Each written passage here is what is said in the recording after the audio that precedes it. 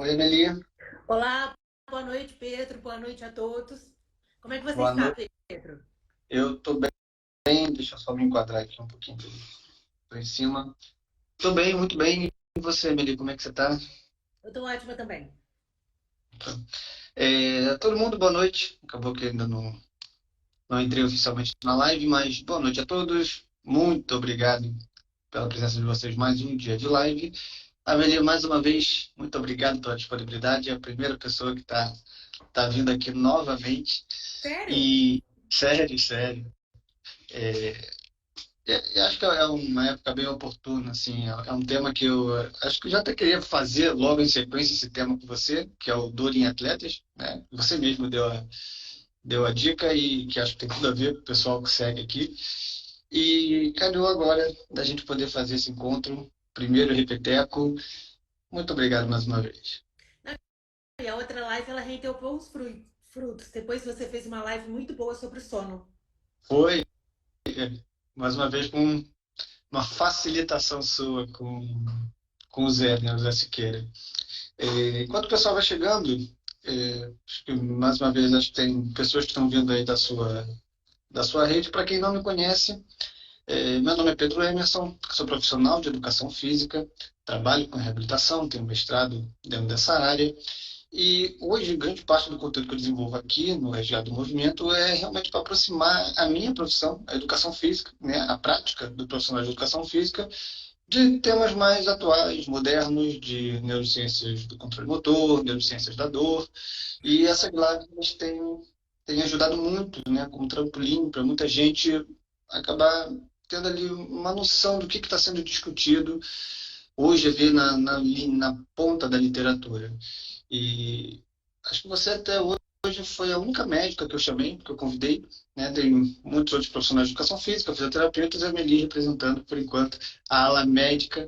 A última live a gente falou bastante sobre a medicina da dor, né? Que também é uma área mais moderna da medicina que trabalha com dor dentro de conceitos mais modernos. E dessa última live que a gente fez, essa live está no podcast, depois eu vou deixar o link para quem quiser ouvir. E dessa última live a gente meio que deixou em aberto que esse tema surgiu na live, né, dor em atletas.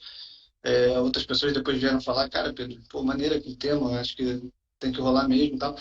E estamos aqui hoje, né? Estamos aqui hoje para fazer esse novo tema.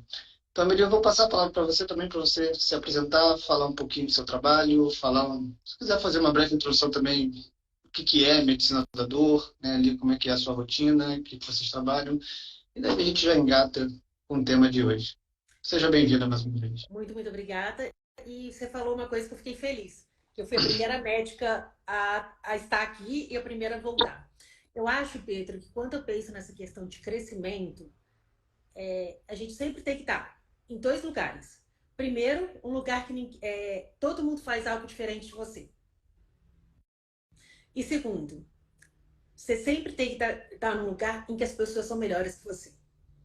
Uma das coisas que eu mais tenho medo na vida, tanto da parte profissional como intelectual, é a maldita da zona de conforto. Sim. Por isso que às vezes muita gente fala, não, você viaja tanto para dar aula. Eu falo, sim. Porque quando eu olho para um lado, eu olho para o outro, eu falo, gente, tem tanto professor aqui, o que, que eu estou fazendo aqui? E eu acho que quando a gente pega essa questão de profissionais diferentes, olhando a mesma situação, quando você discute com um colega que passou por uma escola diferente, quando eu discuto com alguém que teve uma formação de dor, um médico da dor, que teve uma formação de dor diferente, ele já me dá uma visão diferente sobre aquele caso. Quando você discute, então, com um profissional de outra especialidade médica, ou com um profissional que fez um curso totalmente diferente da medicina, mas que aborda a mesma patologia, que aborda a mesma pessoa, eu acho que isso enriquece muito. Enriquece para os profissionais, enriquece principalmente para a gente olhar a propedêutica para aquele paciente. Sim. E quando a gente pega essa questão que a gente sabe que o seu público-alvo maior é educador físico e que seu público-alvo maior também é fisioterapeuta, essa questão de ter o conhecimento sobre a dor, isso se torna muito mais importante. Porque por mais que eu explique as coisas para o meu paciente, por mais que eu utilize o Instagram, agora até a questão do livro, como maneira de educação, eu passo uma hora com o meu paciente, uma vez por mês, uma vez a cada 2 meses. Agora, vocês não. Vocês passam 2 a 3 vezes com o paciente. Então, vocês têm uma oportunidade muito maior de orientar o paciente, de educar o paciente sobre alguns aspectos que são necessários e tira um pouco daquele peso da palestra. Eu acho que, às vezes, uma coisa que eu tenho medo da consulta médica, principalmente quando você pega a questão da dor, que ela tem uma complexidade muito grande, é de ficar aquela palestrinha unidirecional do profissional de saúde. Porque isso não leva a lugar nenhum. Sim. Tanto que eu falo com o paciente, ó, tem muita coisa para a gente ver, mas a gente vai começar por alguns pontos específicos, justamente para dar o tempo de você orientar o paciente, levar aquilo para casa, ver se faz sentido e, consequentemente, começar a exercer ou não aquelas mudanças. Vocês têm uma oportunidade de fazer isso de uma maneira muito melhor. Muito, muito melhor. Eu falo que até algumas questões que são da minha área, como alguns efeitos colaterais de medicação que são transitórios, alguns aspectos da própria medicina, é importante vocês conhecerem, porque o paciente, muitas vezes, ele vai tirar a dúvida com vocês. Não é com a gente. Então, essa questão da medicina da dor, o que é a medicina da dor? Meu irmão é fisioterapeuta e ele fala que a função dele na vida é explicar para as pessoas o que eu faço. Porque eu escolhi 2 especialidades médicas que ninguém sabe o que faz, que é a anestesia e depois a medicina da dor. A medicina da dor ela é uma área de atuação de diversas especialidades, entre elas anestesia, ortopedia, neurologia, neurocirurgia, psiquiatria não, desculpa, acupuntura, fisiatria e clínica médica. Ou seja, todos esses profissionais também podem se tornar especialistas em dor. E ela é o que eu falo muito, eu gosto de fazer um paralelo com a diabetes ou com a hipertensão arterial. Se você vai no endócrino, o que o endócrino faz? Ele avalia todos os seus fatores de risco para diabetes, ele vai atuar na questão dos fatores de risco, é claro que ele vai entrar com a questão da medicação também. Então, quando nós pegamos um paciente com dor, a gente trata a dor como uma doença, não como um sintoma. Bati meu cotovelo aqui, estou com dor. Então, a gente pega aquele paciente, a gente avalia todos os aspectos de risco para ele desenvolver aquela dor. O que causou, o que está mantendo a dor dele. Então, é uma especialidade médica, assim como todas as outras especialidades que também tratam pessoas portadoras de doenças. Sim. E, conforme acontece também, quando a gente pensa na questão da medicina da dor, ela é extremamente pouco conhecida e pouco difundida. E justamente uma das coisas é isso. É a questão que a gente vê muita a dor na nossa sociedade como um sintoma e não como uma doença de fato. É, sim, sim, pode. Ninguém pensa na doença, na dor crônica, como uma doença que tem uma causa, que tem um fator. Você pensa o quê? Ah, eu tô com dor, eu tomo um remédio e acabou. Tem remédio Uhum. para dor. Nem precisa de receita. Pois é. Essa, essa abordagem, né, da dor como doença, ela é muito nova, assim, para a maioria, para a concepção das pessoas, né? A ideia é sempre que a dor era um sintoma de algo que a gente tinha que investigar como o errado dentro do sistema, né? Aquela eterna busca pela causa da dor, que ainda é muito, muito forte ainda, né? A dor como uma doença, acho que muda bastante coisa, né? E muda principalmente na questão quanto você vai estabelecer um plano terapêutico para o seu paciente. Uhum. E vai ser que ele vai o quê? Ele vai ter um plano terapêutico a curto, a médio e a longo prazo. Ele vai ter que ir além da medicação. É aquela questão, Sim, quando a gente pensa em tratamento da dor, ele acontece fora dos consultórios médicos. É fora das clínicas de reabilitação, é fora das academias. Porque tudo influencia na dor e a dor ela influencia em tudo. Mas é uma coisa que eu falo de quebra para o paciente, porque eu acho que às vezes esse discurso assusta e posso te afastar um pouco, mas é que eu falo o seguinte: quando você trata a dor, te quebra, você previne e controla todos os fatores de risco para as outras doenças crônicas. é legal. Eu falo que tratar a dor é ganhar mais saúde. A frase final do livro, ô Pedro, já soltando spoiler, é saúde e liberdade. Porque quando você trata a questão da dor, você de quebra, você vai interferir em muitos fatores que promovem a maioria das doenças crônicas Uhum. e, consequentemente, você ganha o quê? Ah, mas eu vou me prender numa rotina porque eu tenho que fazer exercício, eu tenho que comer bem, eu tenho que ter horário para dormir. Pelo contrário, quando você começa a ganhar saúde, que aí sim você tem liberdade de fato. Verdade. O, acho que é interessante a gente também.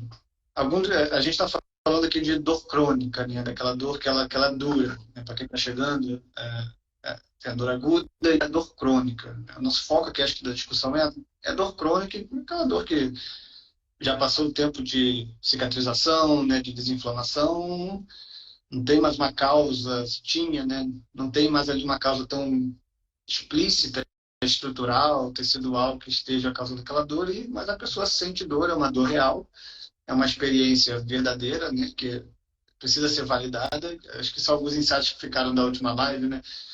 E realmente acho que uma das grandes conclusões que eu tenho tido com todas essas conversas está em relação à nossa informação, né? A capacidade de passar a informação e utilizar a informação como uma aliada para o tratamento.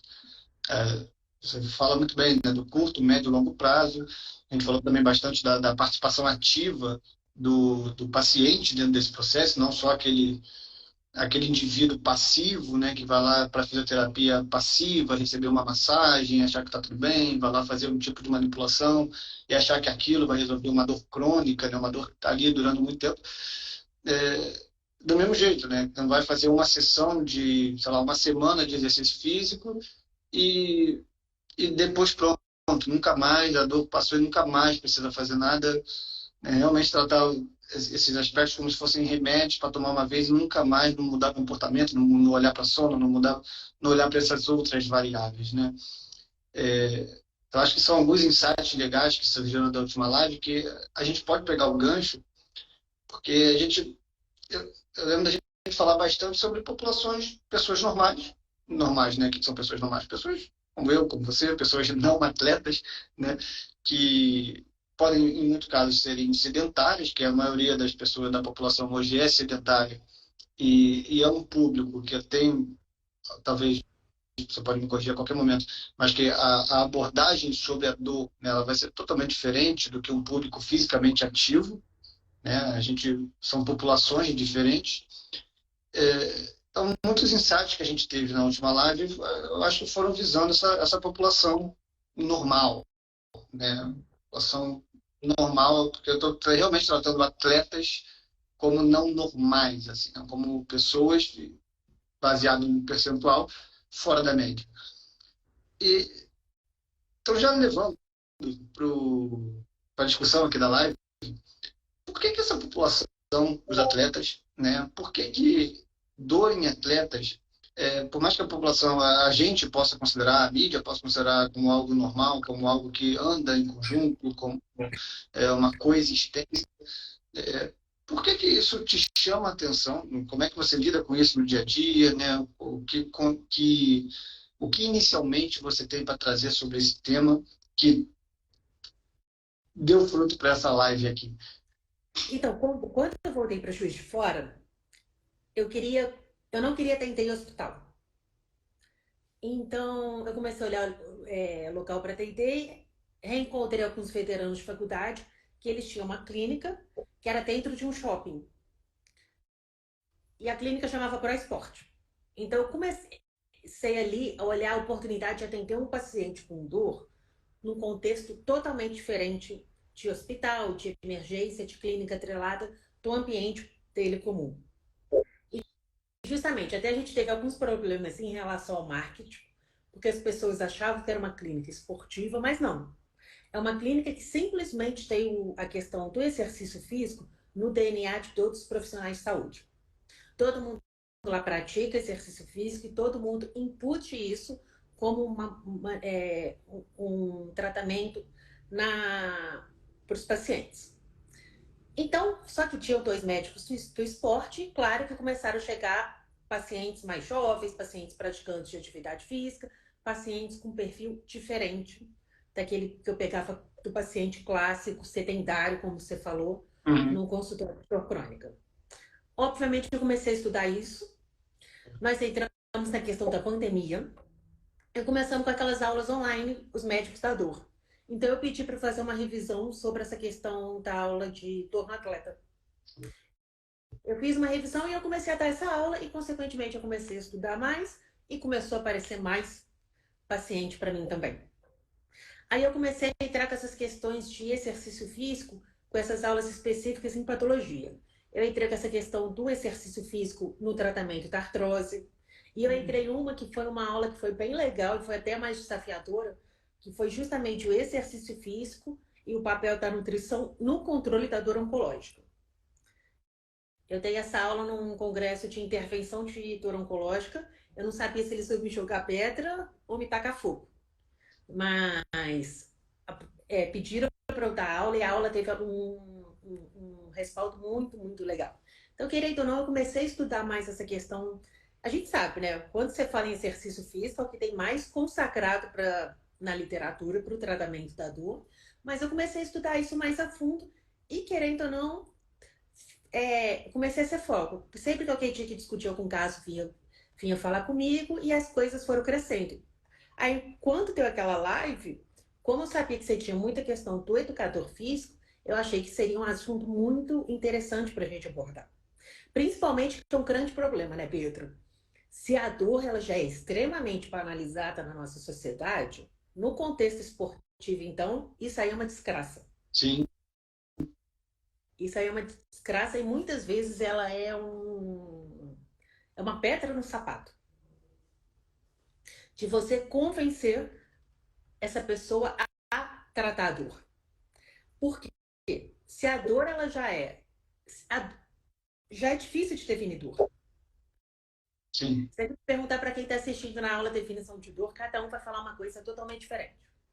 E quando você pede para alguém definir a dor, praticante de exercício físico, dentro desse contexto do esporte, aí você vê o tanto que às vezes essa definição se afasta da nossa definição tradicional de dor. Tem até um trabalho em que eles pegaram 52 atletas e pediram para eles estarem os significados que aquelas pessoas estariam a dor no contexto esportivo. E esse trabalho eu falo que ele mostra como que o buraco com esse público-alvo é mais empático. Porque muitas vezes a dor ela foi associada a alguma coisa boa. Superação, superação, a própria questão de performance boa, a questão de ultrapassar os limites, a própria questão de dar o meu melhor. Hoje eu me esforcei 200%, porque eu fiz o meu treino tradicional e eu fiz ele com dor. Então, muitas vezes, essa questão da dor, ela tem um contexto positivo quando você lida com esse tipo de paciente. Eu falo que muito tem aquela maldita daquela expressão, né? Ó, Ué, no pain, no gain. no pain, no gain. A gente sabe que você tem a questão da dor, que ela é própria da questão do exercício físico, mas a gente sabe que essa dor é uma dor limitada. Você tem a dor que você fez uma atividade nova, você trocou sua ficha na musculação e no outro dia você não consegue levantar do sofá. Mas tá um dia essa dor passa. Agora, quando começa aquela dor que não passa, aquela dor que se estende além do exercício físico, dores articulares, a gente tem que começar a levantar a questão do sinal de alerta. Esse trabalho, você já viu que eles deram a definição eles pediram. Depois eu vou te passar ele, porque ele tem um organograma bem, bem, bem legal. Legal, ele faz sentido com a prática, né? Faz sentido com a nossa realidade. Eu acho que quem é praticante e quem já praticou, ou quem atende, né, pessoas com alto nível de desenvolvimento físico, eu acho que conversa muito bem com essas respostas. E acho que é interessante também colocar que, pegando a definição de dor, né, a oficial da IASP, né, que ela já começa falando que dor é uma experiência, né, contrário do que talvez muita gente acha que dor é uma sensação, dor é uma experiência, então já traz um cunho muito pessoal para a própria definição, né? Se é uma experiência, é algo meu, né? De mais ninguém, né? Quem experimenta sou eu, né? Porque alguém falou aqui sobre se é possível aprender sobre dor. Isso está relacionado com a própria experiência. Acho que uma das coisas que eu mais gostei, assim, depois que comecei a entrar nesse universo de neurociências da dor, e comecei a entender mais, é que realmente a dor é um aprendizado ao longo da sua vida, né? Não só um aprendizado físico, mas todo um aprendizado comportamental, cognitivo, social, cultural, né? Que vem do pai, da mãe, que vem do ambiente. Então a dor ela é contextual. Então eu acho que diferencia muito o atleta com dor crônica, né? Que afinal de contas ele pode assim ser encaixado nesse perfil de dor crônica. Ele está ali treinando, fisicamente ativo, mas tem dor no joelho a temporada inteira. Tem dor no pubis a temporada inteira, né? É uma dor que ela nunca acaba em remissão, né? Ela diminui, mas a gente aumenta o volume, aumenta. Então tem a questão metabólica, tem a questão fisiológica, são muitos fatores envolvidos para diferenciar a minha experiência da sua experiência. É, e muitas das vezes o que a gente tem na mão para mensurar a dor, eu não sei no seu ambiente médico, mas na prática a gente usa muito a escala de percepção de dor, né? De 0 a 10, o quanto é essa dor. Então, um 8 para um atleta é diferente de um 8 para um sedentário, com dor, né? Uma coisa que é incapacitante, outra coisa pode ser do mesmo jeito que você falou, motivante, né? Motivacional, questão de superação, mas é uma dor 8. Então, eu estava até conversando com o David Macena, que é um camarada que ele curtiu bastante aqui a ideia da live, e ele falou bastante sobre isso também, que ele tem essa questão dos atletas dele, principalmente os mais novos, né, os juvenis, que eu até botar para você também ver um parecer seu, que é uma questão que eles têm dor, né, como a prática da atividade física pode resultar em dor, um grande excesso de volume pode resultar em dor, o contexto pode resultar em dor, mas é aquele limite de onde parar, porque a carreira dele, o resto da vida dele, pode depender daquele momento da fase da vida dele, onde ele vai passar daquela fase juvenil, vai tentar profissionalizar e tem que manter o rendimento alto.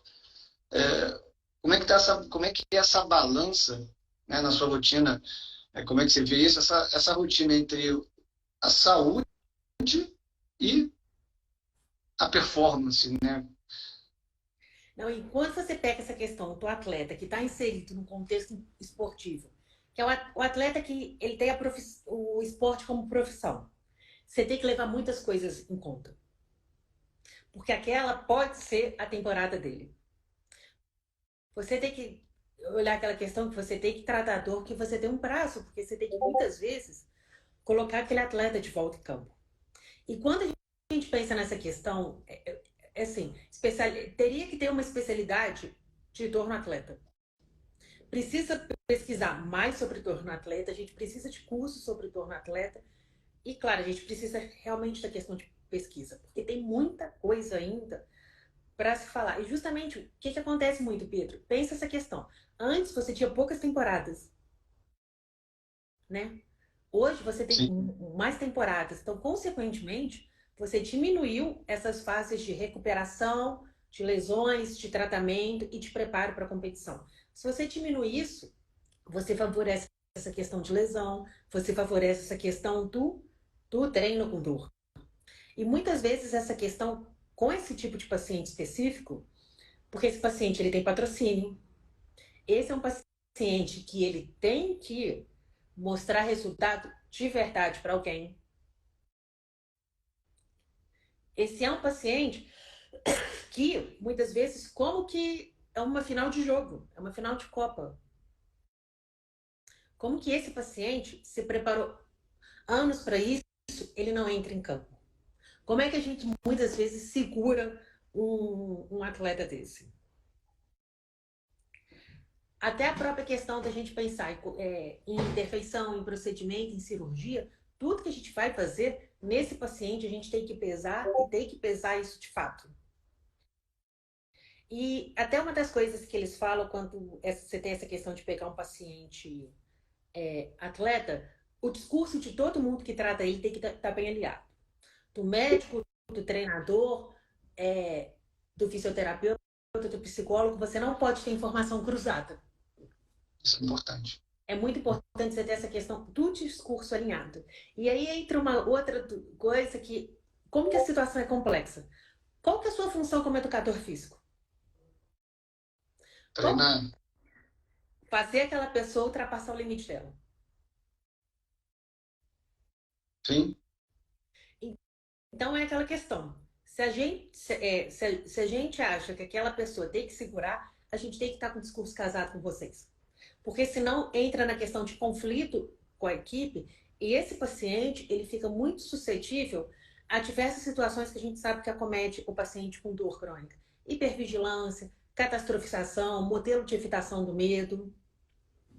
sim, E muitas vezes essa questão que você falou, até a questão de medir de medição da dor, comece a perceber se essas pessoas elas estão referindo, elas estão caracterizando mesmo a questão da dor ou a questão do esforço. Porque uma das coisas que eu vejo muito mais essa questão é de como que eles interpretam a dor como esforço. E o esforço é bom. importante. Aí você pega uma daquelas percepções errôneas da dor, errôneas entre aspas, porque quando você começa a interpretar a dor como esforço, você quer o quê? Você quer superar ela. Sim, E aí você começa o quê? A forçar a treinar com dor. Você muitas vezes, você pode fazer o quê? Você força a treinar com dor, você entra numa questão que depois é uma coisa que a gente tem que bater na tecla de maneira particular, a questão da automedicação. É muito importante que quem trabalha com o paciente é atleta, que ele tenha margem para essa pessoa conversar sobre dor. Tem um outro trabalho que fala sobre justamente essa questão. Me lembro que depois eu te mando esses trabalhos sobre essa questão da percepção deles em relação à dor. E muitos falam que tem essa dificuldade em relação a falar sobre dor e ser julgado como fraco pela equipe ou pelo treinador. E muitos sim. falam também que tem essa questão que eles têm uma dificuldade a médio e longo prazo de entender que treinar com dor é ruim. Lembrando, não estou falando daquela dor muscular, dor adaptativa nem nada. Estou falando com aquela dor que não passa, que não cessa. E quando você pega nisso, assim como a educação em dor de qualquer paciente é importante, a educação em dor do paciente atleta ela é muito importante. E é importante que ele tenha uma percepção que ele pode conversar sobre a dor dele e não ser julgado. Isso é bem legal, mas na realidade isso é tão distante, porque talvez nos grandes você consiga ter uma equipe, você consiga ter uma estrutura que permita alguma abordagem mais diferente, mas ainda mais se você for pegar a categoria de base, que é o técnico, o diretor e um preparador físico. E o ponto de menino novo, né, Pedro? Um monte de menino novo, que agora é diferente, né, de quando eu era, a capacidade de buscar informação é absurda, né? E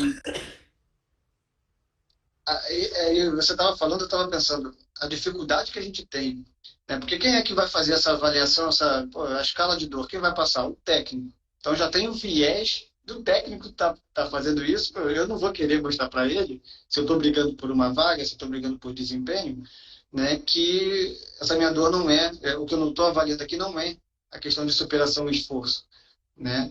Estou com dor, mas vamos embora. Então, eu acho que realmente é um ponto muito importante. O próprio ambiente enviesa a coleta de dados. Uma solução para essas questões, eu acho que não sei dizer, né, mas mensurar, ter uma capacidade de também entender para cada atleta o que é dor para ele, pode ser alguma coisa interessante, né, para você começar a individualizar, mas ainda acho que é algo que a gente precisa caminhar muito dentro da minha área, essa questão da dor. Não, essa live foi uma live que ela é para trazer muito mais problema para a gente resolver do que solução. Então, quem começou a assistir ela em busca de solução Pode levar eu e o Pedro no Procon. Porque, por exemplo, eu sempre falo, não parece, mas eu joguei basquete minha juventude inteira, dos 9 aos 21, basicamente. E eu sou um ponto fora da curva, porque da minha época, assim, acho que eu 20% não precisou fazer uma cirurgia de LCA. Apesar de que eu, lá nos meus 20 e poucos anos, eu já estava com uma dor no quadril crônica, uma dor no joelho que vinha também, doía, me impedia de jogar, mas ainda assim tinha toda aquela minha própria interpretação da dor, né? Aquela própria questão do que a gente está jogando, não adianta.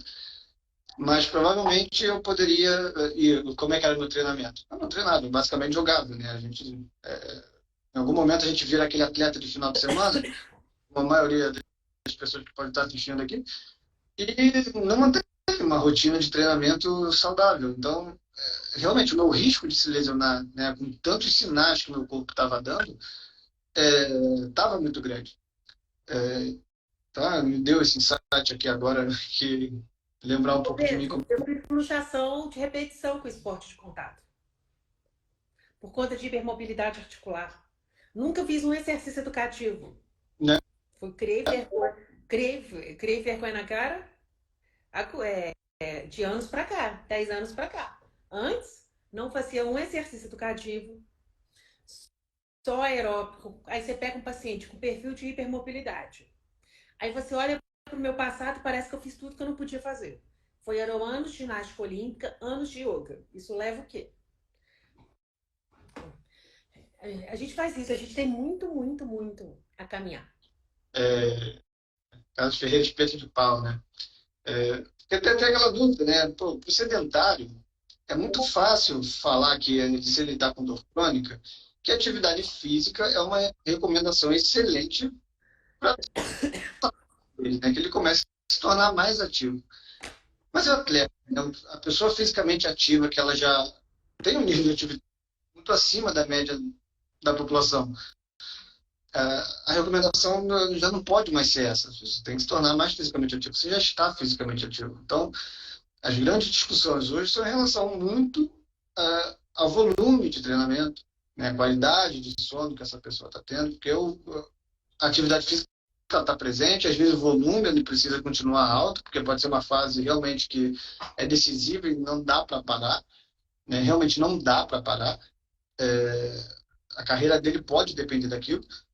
Então, são essas outras variáveis que a fisioterapia e a educação física elas começaram a olhar nesses últimos anos, que realmente, cara, por que que eu falo nesses últimos anos? Por que que são essas áreas? Porque ainda então é muito comum a gente achar profissionais que vão querer discutir simplesmente a forma como essa pessoa pisa no chão, se ele é corredor, né, se tem um valgus, não, com uma questão ali estrutural, né, começar simplesmente só a olhar para a estrutura e ignorar todos esses outros fatores que são agregados para a experiência da dor e também da lesão, né?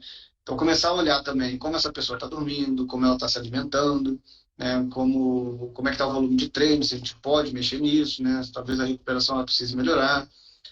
Agregado, né? Começar a olhar de uma forma multifatorial. Aí, realmente, a gente precisa também dessa conversa entre os profissionais. Eu acho que ela precisa também estar muito bem sintonizada, né? Não, o Pedro, o que que acontece? É claro que a maioria das pessoas vão atender um atleta profissional de fato, um atleta olímpico. Mas quando você pensa nessas pessoas rotineiras que praticam essa questão de atividade física, você não vai falar com ele, você tem dor, vamos aumentar a atividade física. Se você pensar, ó, vamos olhar para você. Você trabalha, você tem um filho pequeno, que é menino, então, ou seja, vale mais do que. Você treina crossfit diariamente em casa. Você tem a questão, você tem uma demanda intelectual muito grande. Aí pensa, você começa a fazer uma pós final de semana, você viaja final de semana para fazer uma pós, etc e tal. É o que eu falo, é o que você começou a falar que eu acho que é muito importante. A gente pensa que essas questões de overtraining vai cometer só o atleta de ponta, o atleta olímpico.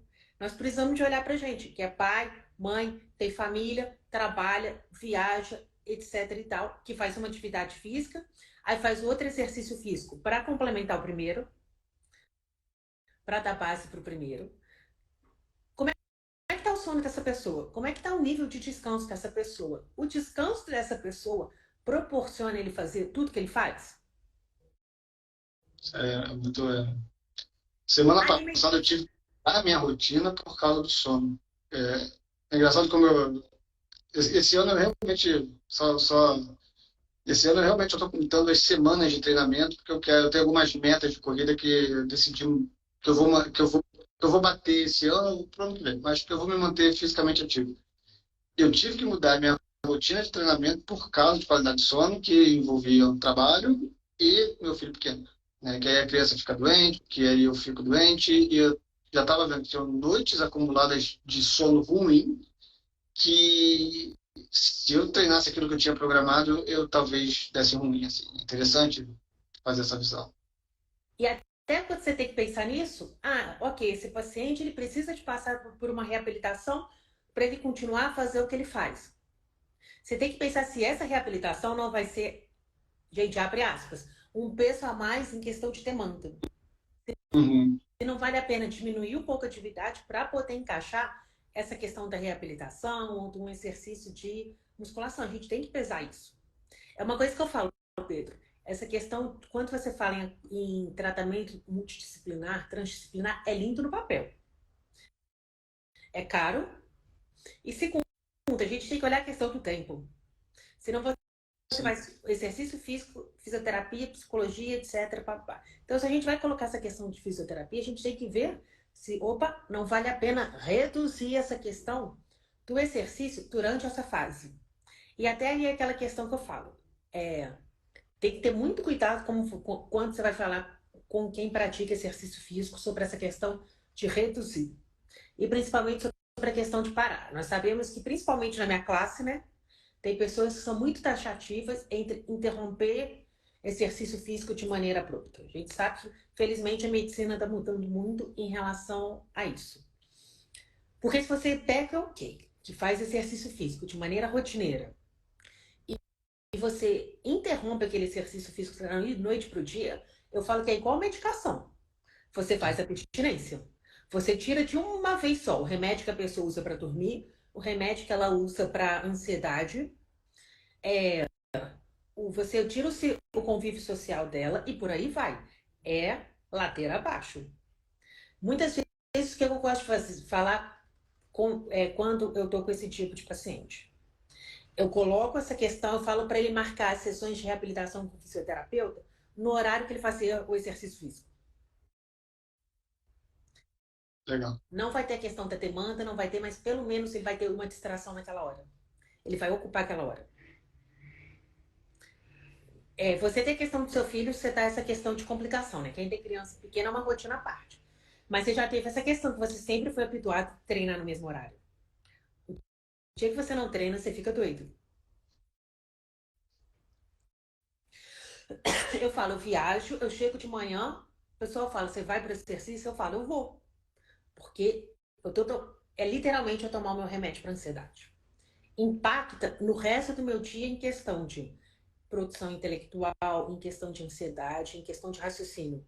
Por exemplo, a própria questão quando eu marco os procedimentos de dor no centro cirúrgico. Eu marco no horário que eu faço o meu exercício físico de manhã, porque impacta até na questão do meu foco e concentração.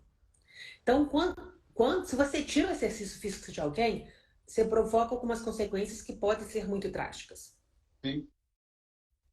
Você mexe na questão do estresse, você mexe na questão do sono, você mexe na alimentação, você mexe no círculo social.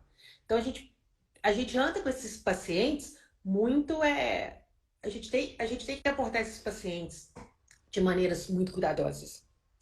E tem aquela questão de quando você pensa nesses pacientes, você tem a questão do paciente que passou por uma lesão aguda, você tem um momento dele da reabilitação, você tem um momento dele de retorno ao exercício físico, e talvez o que a gente menos quer que aconteça, e se esse paciente realmente tiver que abandonar o esporte de fato? Então, quem é fisioterapeuta, quem é educador físico, é um paciente que eu falo que é para você ficar mais de olho do que o outro. É para ficar mais de olho dele do que a senhorinha de 70 anos com artrose no joelho. Porque essa questão do exercício físico pode gerar um impacto muito, muito grande. E quando a gente pensa nessa questão que muitas vezes a gente já tem a dificuldade de verbalizar sobre a dor, a verbalização em relação a consequências da dor, nessas fases de lesão, de recuperação, quem está, igual vocês, mais perto do paciente, tem que ficar de olho em relação às emoções desse paciente, ao discurso dele, em relação ao ânimo. O paciente, eles apresentam muito mais chances de desenvolver catastrofização, hipervigilância, etc. Mas quem está na fase ativa, tá? Reabilitação e recuperação de lesão desse paciente, eu falo que tem que ficar. Eles que tem que, os profissionais que têm que desenvolver hipervigilância em relação a esses pacientes. Porque a gente trabalha com questões muito, muito delicadas. Mexe mesmo, mexe bastante. No meu caso, eu gosto de programar, né, a semana, quando é que eu vou conseguir treinar, que horário, né? Hoje, depois dessa fase de estar mais treinado, né, já são 17 semanas de treinamento interrupto, então já faz parte da rotina. Obviamente, já é o que é muito diferente quando você está começando, porque qualquer coisa é motivo para, não, tá, beleza, depois começa. Mas agora eu não quero parar, né? Então, por exemplo, amanhã eu já tenho programado que horas eu vou treinar. Se acontece alguma coisa, realmente mexe muito com o resto do final de semana, né? Você falou um ponto legal que a gente também não discutiu da última vez, que é a automedicação, né? E acho importante trazer o quão frequente é nesse público e o quão grave isso pode ser. Não, então, o que acontece? A automedicação é um grande problema em geral. E quando você pensa na questão, quem pratica atividade física, exercício físico, é saudável, a pessoa come bem, dorme bem, etc. Mas esses pacientes, eles podem fazer um abuso de anti-inflamatório e de corticoide.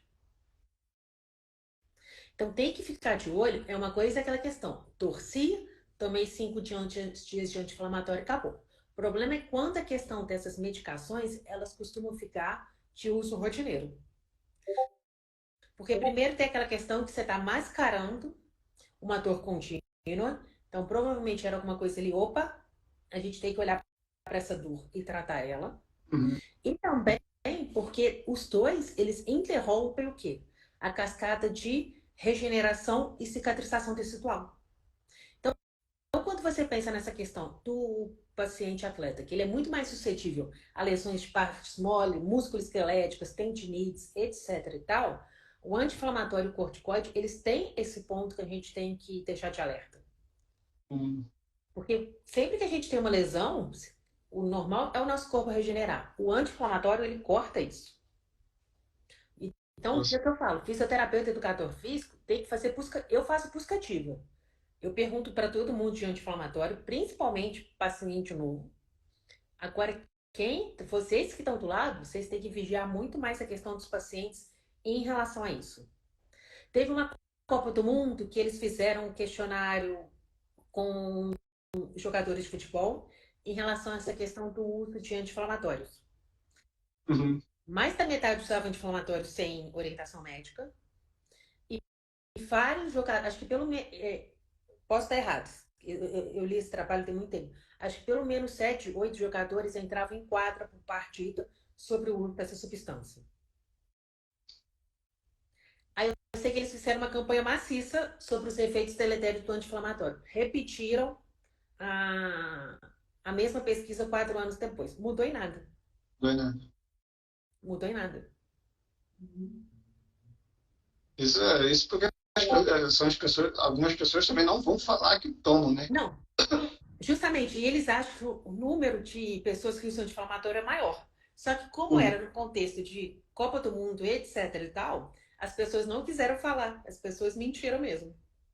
Porque depende de quem pergunta, né? Começa a perguntar para a corretora essas coisas, quantas vezes que já tomou um remédio antes do prova? Um remédio antes do treino? Uhum. Não, é comum, sim. Isso fez parte da minha realidade no passado. Aí você vê, é um paciente que nem sempre está com sono ajustado. Uhum. E a gente sabe que essa questão do sono é um fator de risco para lesão. É um paciente que tem que olhar a questão de hidratação.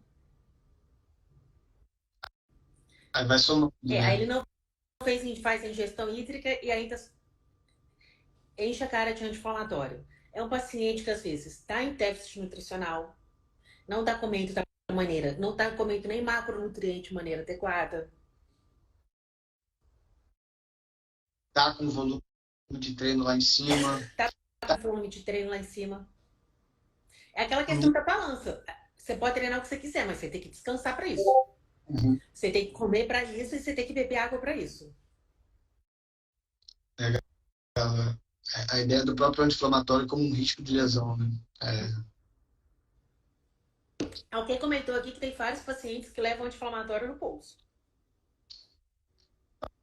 Aqui, anti-inflamatório é aqui nesse estante aqui atrás. Não vou falar que eu faço abuso, mas se eu tiver com dor e alguma coisa precisar realmente, eu não vou mentir, eu tomo. É algo meio que cultural, assim, acho que é interessante trazer, e acho que é interessante eu falar também, porque não tem por que mentir, mas tem anti-inflamatório de fácil acesso aqui, dificilmente vou me consultar com um médico se eu posso ou não tomar. Né? Exatamente. É aquela velha questão. Nós temos uma sociedade de imediatismo. Nós temos isso vale tanto para dor no atleta como para dor crônica em geral. Nós temos a questão do imediatismo, nós temos a questão de que dor se trata com remédio e a gente tem a própria questão dessa hipermedicalização. Você vai no finalzinho da farmácia, tá todos aqueles anti-inflamatórios e analgésicos ali para comprar. E é sem receita, não faz mal. É, Eu falo que é o seguinte, a gente tem que olhar, a gente tem que olhar para o paciente atleta. A gente muitas vezes acha que ele sabe o que tem que fazer, não sabe. Nós temos que fazer essa questão dessa busca diva, a gente tem que fazer essa questão dessa educação em dor dele. E aquela a mesma coisa, assim como nós medimos as palavras para falar com o nosso paciente com dor, a gente também tem que olhar como que a gente conversa com esse paciente. Tem até um trabalho que ele fala assim, ele dá 8 direcionamentos em relação... É um guideline muito curtinho, muito prático, que eu gosto muito, até coloco ele em aula. Eu vou te passar depois minha aula de dor no atleta, só para você pegar as referências. ou Você passa já assim, deve ter a maioria. Você já deve ter a maioria. acho que Mas já falar. aí ele fala justamente isso. Quando a gente vai falar com esse paciente, se você não tem um diagnóstico de fato, evitar aquelas coisas que o médico adora falar. Microfissura, fra, é, microtraumatismo, etc e tal. Não, é dor no joelho, é dor na lombar, etc e tal. Justamente para a gente não começar a pegar aquela dor e também amplificar. Porque esses pacientes, eles fazem essa questão, eles têm esse risco de maior catastrofização, medo, etc e tal. Você já começa a idealizar, né, uma fissura, né, já começa personificado. Exatamente. Aí eu vou, não, aí eu vou fazer exercício, eu vou quebrar minha perna, porque meu osso já está fissurado. Exato. Aí eu não vou falar com ninguém, porque o médico vai falar para eu parar de correr, eu vou continuar e entra num ciclo vicioso. Você tem o ciclo vicioso do paciente com dor crônica sedentária, mas você também tem o ciclo vicioso do paciente com dor à toa. Alguém, alguém falou aqui tá falando aqui da automedicação. É, acho que também a gente falando, a gente está falando de abuso de automedicação, né? O abuso do anti-inflamatório. Né? Até porque eu quero dizer, não é tomar uma vez ou outra, mas seria algo crônico também, Exatamente, né? é o pessoal que faz de uso semanal. Isso. Às vezes já toma até para prevenir, né? Pensando, né, que está conseguindo prevenir uma possível dor que normalmente a gente sente fazendo aquilo. Aquela pesquisa do anti-inflamatório na Copa, eles falaram que muitos jogadores falavam que entravam em campo, eles tomavam anti-inflamatório mesmo sem dor. É, É aquela questão, uma coisa é lesão aguda. Fui jogar beach tênis, machuquei, torci o pé na areia, vou fazer o meu ciclo de gelo, pé para cima, anti-inflamatório. Isso é questão da aguda. É a questão que você falou realmente. É a questão quando a gente pensa nessa questão do uso crônico. uso. E quando a gente pensa nessa questão da dor, uma coisa que a gente não entrou, Pedro, a gente não entrou em muita coisa. É a questão de todas as alterações que você tem no organismo quando você pratica exercício físico. Sim. Você tem uma liberação liberação maciça de opioides. Você tem muitas coisas que ali momentaneamente mascaram a questão da dor. Que é aquelas velhas situações que acontecia. A pessoa só descobriu que machucou mesmo depois da partida, depois da corrida, etc e tal. A bailarina só descobriu que machucou depois que a apresentação terminou, que descobriu que tinha uma fratura. Não, tem alguns relatos, você vai ver foto de ultramaratonistas, né, que então triatletas que depois de, sei lá, tantos mil quilômetros de ciclismo vão mostrar ali o pé, como é que tá, o pé destruído, a canela destruída, né, mas concluiu a prova, né? Você tem diversas alterações neurofisiológicas promovidas pelo exercício que vão influenciar nessa questão da percepção da dor. É o que eu falo, ninguém gosta de treinar, a gente gosta do pós-treino. Sim, é aquela descida de serotonina que a gente busca, né? Exatamente. Você faz uma. Principalmente quando você pega, você falou questão do ultramaratonista, quando você pega esses exercícios que mais prolongados e de impacto, você faz uma descarga muito maior de opioide. Sim. E até essa questão dessa influência disso na questão de dor, cronificação, é um leque imenso que a gente tem para pesquisar. É, e também volta aquela questão da própria aprendizagem da dor para aquela pessoa, né? Que ele é um ser humano totalmente diferente do que a gente encontra por aí. Corre tantos quilômetros sentindo dor, né? O significado de dor para ele é totalmente único ali. Então, até para quem vai fazer essa intervenção nessa pessoa, conseguir interpretar, né, o que é uma experiência de dor para ele é muito difícil. A gente é tão diferente da nossa realidade, né? Eu faço exercícios, eu sei o que é uma dor de exercício, eu sei o que é uma dor crônica que pode ser causada por exercício, mas eu nunca fiz uma ultramaratona. Eu não tenho histórico de treinamento tão grande assim. Então é realmente muito distante do profissional, da realidade do profissional também. Eu acho que o que a gente precisa, assim, acho que de todos esses insights, é para que a gente consiga ter uma boa comunicação, gerar uma boa aliança com esse paciente ou com o aluno, que a gente consiga passar informações de relevância, né, e não simplesmente aquilo que você fala, né, o professor palestrinho, né, o profissional palestrinho ficar. A gente também precisa entender uma forma de que a forma como ele vai se comunicar com cada aluno é diferente. A gente tem que entrar dentro desse contexto e poder conversar com esse contexto todo, né? O que é muito difícil, não é nem um pouco. é, não existe fórmula de bolo aqui, né? Não existe uma receita de bolo aqui para fazer isso. É muito prática, é muito vivência, né? Muito perfil também do profissional. Mas, Amelie, vamos aproveitar esse gancho, que eu acho que muito disso. A gente se conheceu por causa do seu livro, né? A gente se conheceu, você estava escrevendo lá atrás, acho que no meio do ano passado você estava ainda em produção do livro, e você falou um pouquinho dele na última live, e agora, essa semana, você está em pré-venda, né? Pré-lançamento. Abrimos a pré-venda essa semana. Pode falar um pouquinho de como é que foi essa experiência, do que é o livro, para quem que é o livro. Ó, o livro é justamente isso. Até essa questão que eu falei, o Instagram ele começou comigo como uma forma de propaganda. Porque eu tinha uma especialidade que... Eu voltei para Juiz de Fora, no meio da quarentena, eu estava no estágio no Texas. Voltei para Juiz de Fora, em março de 2020, com uma especialidade que ninguém sabia que existia. E resolvi não atender por plano de saúde, em pandemia. Então, ou seja, vamos explicar para as pessoas o que eu faço. Comecei a fazer Instagram, só que o Instagram começou um pouquinho além disso. Tem, obviamente, a questão da pegada comercial, mas ele veio com essa questão de que validar a dor. Muitas pessoas que nunca viraram meus pacientes, mas elas entenderam que a dor era uma doença com tratamento.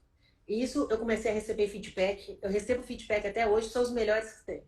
Doutora, eu comecei a te acompanhar, entendi que tinha uma dor, comecei a tratar e a pessoa coloca toda a mudança que aconteceu na vida dela. Então começou a ter isso e começou a ter essa questão que eu comecei a usar os meus posts para tirar o palestrinha do consultório e começar a orientar mais meu paciente.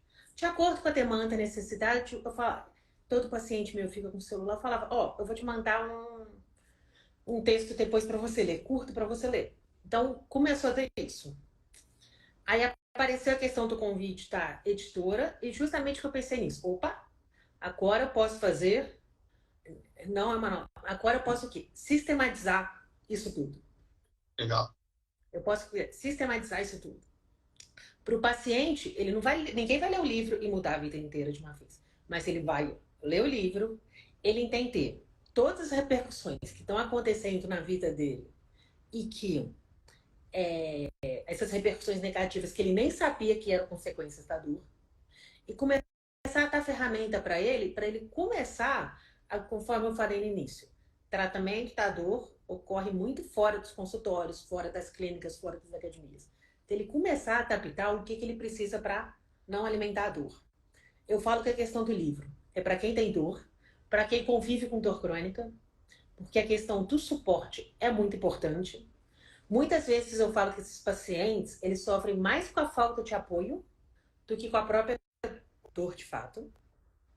E até para a questão de profissionais de saúde que lidam mais, o livro ele está com referência científica, mas ele está escrito de forma super simples e acessível.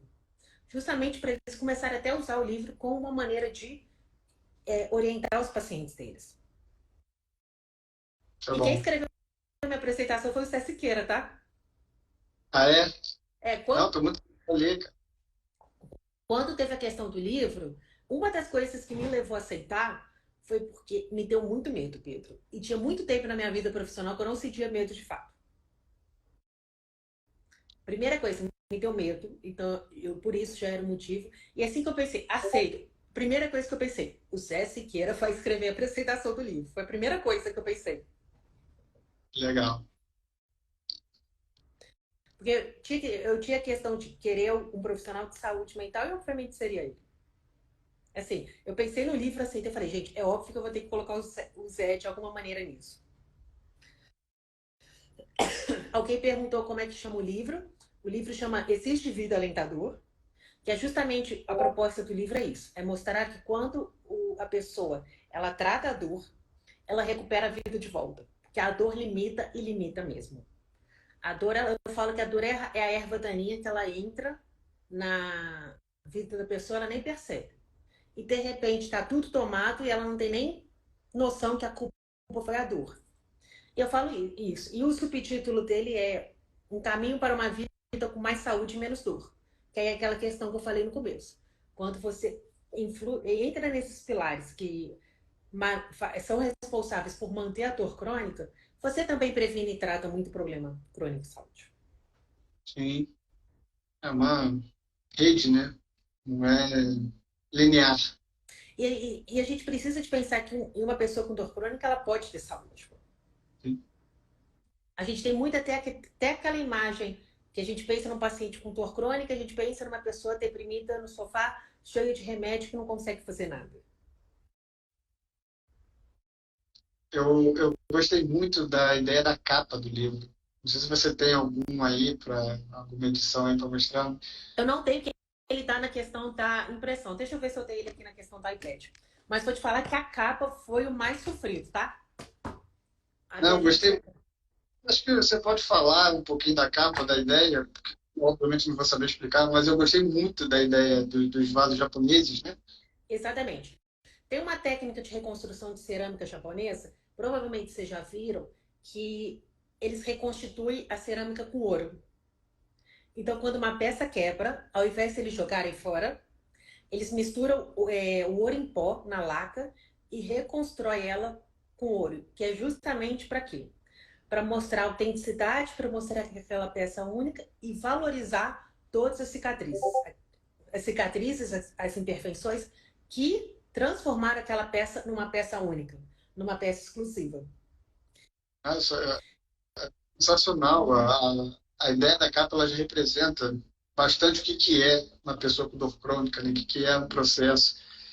Eu acho que a gente tem muita ideia que a gente está com dor, a gente quer se livrar logo, né? Quer voltar a um estado que a gente era anteriormente. A gente teve uma lesão, caramba, passou por um trauma, a gente quer retornar a um estado, instintivamente quer retornar a um estado anteriormente, mas não é assim que as coisas funcionam, né?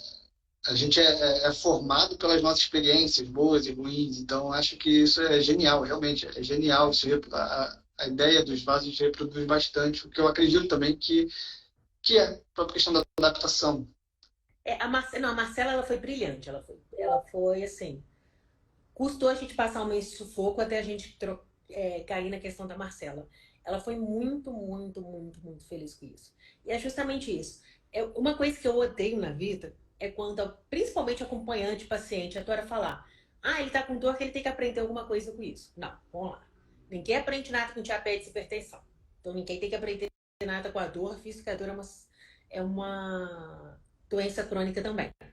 Porém, é o que eu falo com o paciente. Olha tudo que você fez com dor. Não é para questão de você alimentar a dor, mas é questão, a aceitação da dor é importante. A aceitação da dor é importante, a valorização da história é importante. Você tem que olhar para a questão da dor como o momento que você superou, o momento seu de superação. Você tem que olhar para a questão da dor que ela foi responsável por constituir quem você é, por você fazer as coisas do jeito é. Ela faz parte da história. Mesmo quando você deixa o paciente zerado de dor, sem remédio, você cura uma dor dele, a dor fez parte da vida dele. E a dor fez parte. E nós precisamos de valorizar a nossa história, nós precisamos de valorizar as nossas cicatrizes. Não é alimentá-la, mas a gente tem que valorizar. Tudo que aconteceu na nossa vida nos tornou quem a gente é hoje. Pessoas únicas. Esse discurso é perfeito, porque fala muito da.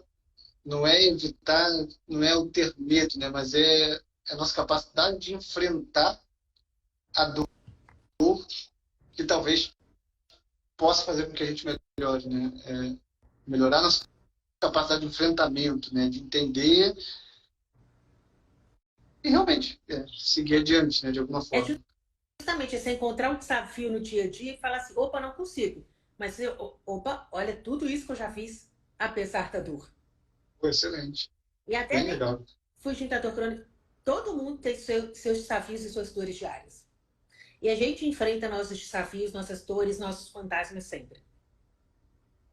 Sim, Cada um sabe a dor é delícia aonde que o calo aperta.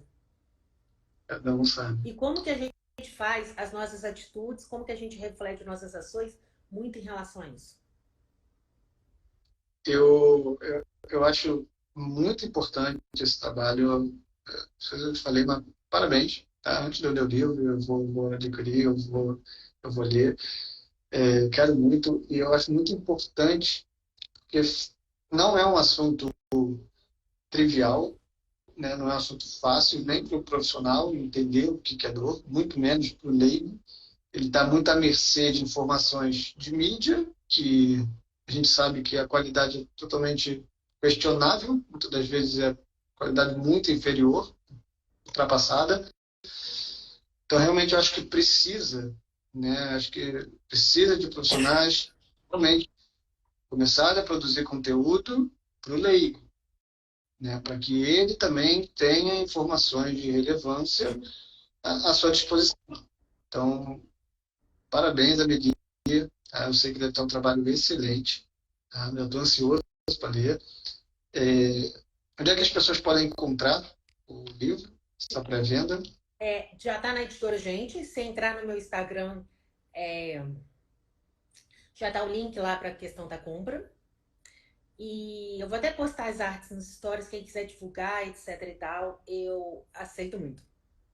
Eu vou, terminando a live aqui, eu já boto também os links, já boto as artes. Se você repostar, você pode me marcar que eu vou repostando. E para quem assistir, para quem assistir essa live depois, tá? Essa aqui vai ficar eternizado.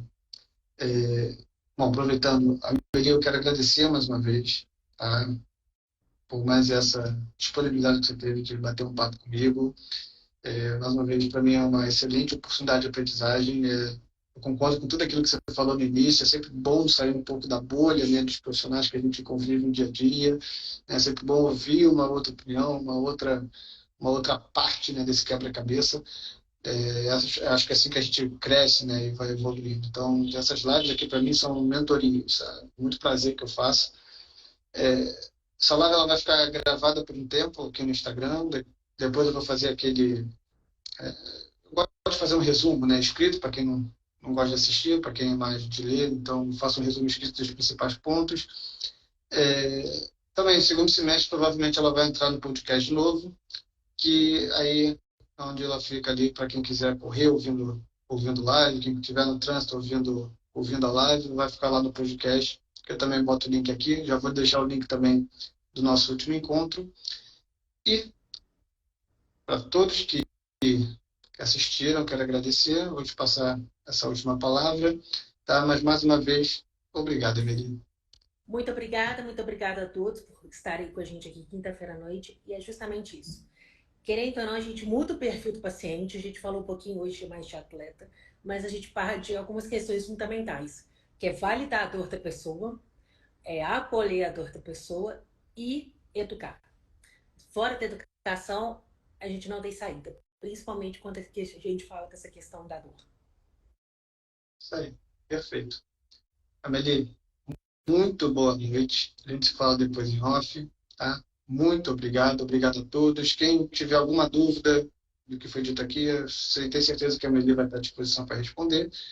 E vocês acharem que eu consiga responder de algo que eu falei, dentro da área de educação física, enfim, podem mandar pergunta em box. Muito obrigado a todos e até uma próxima.